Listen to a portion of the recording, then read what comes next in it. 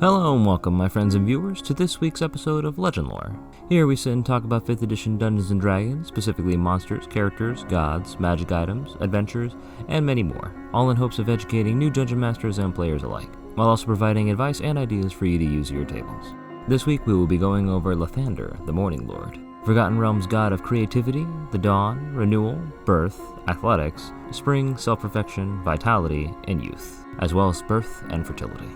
Man's got a lot of domains, so let's jump right into it. Lathander, in regards to his history and lore, appears to be the center of many cosmic occurrences within the Forgotten Realms, particularly an event known as the Dawn Cataclysm, in which he attempted to reshape the entirety of the Faerunian pantheon in his image, and thus caused the death of multiple different gods and powerful outsiders. The biggest recorded loss of the event, in my research, was Myrdain, a minor goddess of reason and pragmatism, and the lover of the god Helm, and this death would cause Helm to forever resent Lathander to this day. If you would like to learn a little bit more information about Helm himself, his legend lore is also linked down in the description below. Despite the catastrophic failure of his plans, the Morninglord insisted that the agents of Shar were the ones who were responsible for the lack of success, and thus began on a secret second attempt to restructure the Pantheon. At some point between the Time of Troubles and the end of the Spell Plague, two events that saw the gods becoming mortal, and many of them either vanishing, changing, and or reappearing in new forms, Lathander disappeared and was soon replaced by the god Amanator, a deity of sun, law, and time. The confusion of these times led to the belief that Amanator and Lathander were actually different aspects of the same deity, but this would be proven false by the Morninglord himself when he returned after an event known as the Second Sundering. In regards to his clergy, acolytes of the Morninglord are called the Awakened, while fully realized clerics are known as Dawnbringers, taking on a new name upon pledging service and devotion to Lathander. All of his clergy respected and cultivated art, liberty, nature, and culture, promoting the betterment of oneself and striving to bring hope to any and all people. They also believe that all the darker gods are to blame for the world's ills, naively so, which has led to many of the clergy to preach avoiding negativity in any shape or form. They would say, from death comes life, from dark comes light, and this can have harmful effects depending on how it's interpreted.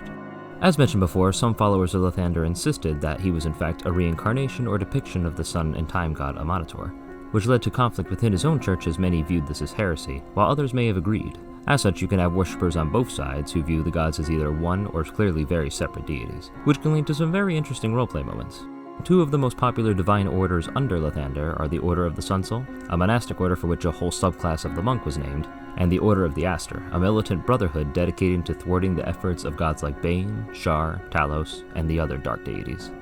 In regards to the other gods, Lathander and the goddess Shanti are depicted as being romantically entwined, and his plethora of allies include the gods Gond, Tamora, Tyr, Torm, Ilmater, Suni, Saloon, Agma, Kalambor, and Maliki. Likewise, his line of foes include Cyric, Talos, Shar, and Helm, due to the resentment that he holds for killing his lover Myrdain.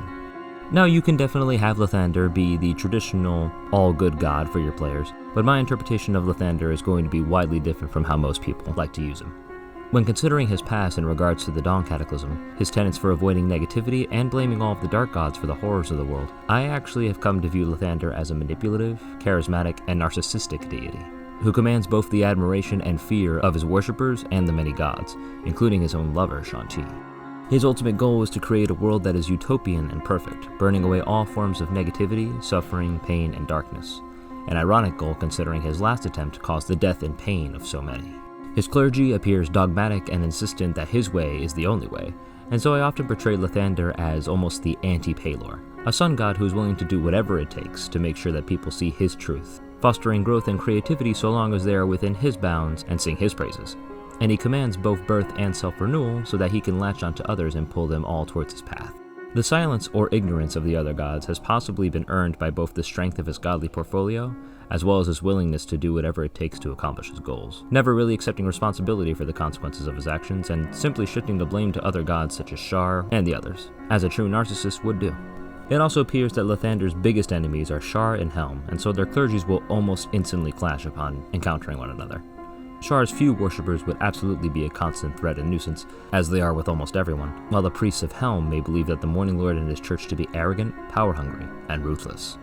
Classes I would align with Lathander are Zealot Barbarians, all manner of bards, Clerics of the Life, Light, Order, and Peace domains, Star and Shepherd Circle Druids, Sun, Soul, and Mercy Monks, Paladins of Glory, Devotion, and the Watchers, Divine Soul Sorcerers, Celestial Warlocks, and Wizards from the schools of Blade Singing, Abjuration, Enchantment, and Scribes. And here's a few character concepts inspired by Lathander that you guys can use as either NPCs or as the bones for your next PC. A devout member of Lathander's clergy has sworn loyalty to the Morninglord, but over the course of adventuring discovers the truth of his horrible actions during the Dawn Cataclysm, as well as some more insidious occurrences within their own church. This can lead to the character searching for a new god, battling against his former brothers, and even going as far as to forsake his promise to the god and becoming an oath-breaker.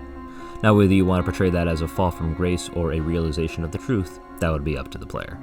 In relation to the last point, you can have a character who has already discovered Lathander's deeds and is keen on his destruction. This can be an NPC introduced as a villain originally, but upon further investigation could eventually become an ally to the players should their goals align. And then lastly, to draw on the concept of aber-toril and Lathander possibly being the same or different gods, a cleric or warlock begins to receive power but has no idea who is the source, and goes on a journey to figure out which of the two divines has given them their blessing. Here you can have a sort of tug-of-war between the two gods, vying for attention and the loyalty of the character, or you could reveal the truth in that aber-toril and Lathander really are the same deity. For this week's magic item, we have Dhauzimmer, the bastard sword of Lathander gifted to the heroes of Waterdeep after restoring one of his sacred statues in the ruins of Mithranor. The sword itself requires attunement, has a +3 bonus to attack and damage rolls made with it, and is versatile, dealing 1d8 with one hand and 1d10 with two hands, as well as an additional 1d6 radiant damage on a successful hit. If the target struck with this weapon is an undead, the sword deals 2d6 radiant damage instead. Additionally, once per short rest, the sword is capable of using the cleric's Destroy Undead ability, the highest CR of affected undead equaling to the wielder's proficiency bonus, up to a maximum of 6. Along with that, the wielder can cast the following spells, each once per day: Branding Smite, Destructive Wave with radiant damage only, and Holy Weapon, the DC for some of these spells being 17. I've included the item stat block in the description below. And so ends the lore of Lathander, god of the dawn and renewal, whose bright and noble appearance masks a much more insidious agenda in my opinion. If you guys like these videos and you want to see more, please click the subscribe button and press the bell icon on the corner to be notified of the next Legendlore. And if you guys want to support me further, please follow me on social media and check out some of the pay what you want homebrew content below. And finally, please comment down below about how you guys have used or encountered Lathander at your table, and anything that you guys would want to see me cover in future videos. Until then, I'll see you guys next time.